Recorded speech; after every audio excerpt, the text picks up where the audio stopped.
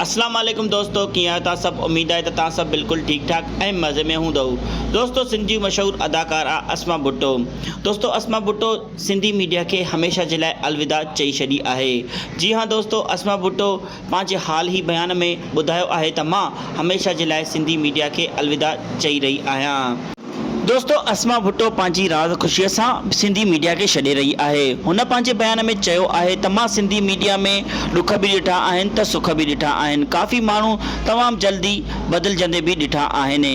हाणे मां हमेशह जे लाइ सिंधी मीडिया खे छॾे रही आहियां ऐं बाक़ी ज़िंदगी अल्लाह जी राह में गुज़ारणु चाहियां थी ऐं हाणे मां पंहिंजी फैमिली समेत उमिरि ते वञी रही आहियां। दोस्तों, अस्मा भुट्टो न सिर्फ़ अदाकारी बल्कि होस्टिंग ऐं मॉडलिंग में भी पंहिंजी क़िस्मत आज़माई हुई।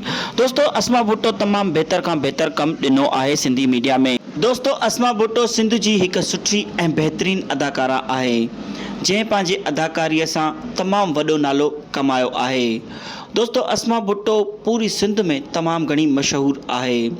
दोस्तों, अस्मा भुट्टो सिंधी ड्रामनि में ऐं टेली फिल्मनि में भी पिणु कमु कयो आहे। दोस्तों, अस्मा भुट्टो पंहिंजी महिनत सां ऐं पंहिंजी अदाकारीअ सां सिंधी मीडिया ऐं सिंध में हिकिड़ो बहितरु नालो कमायो आहे।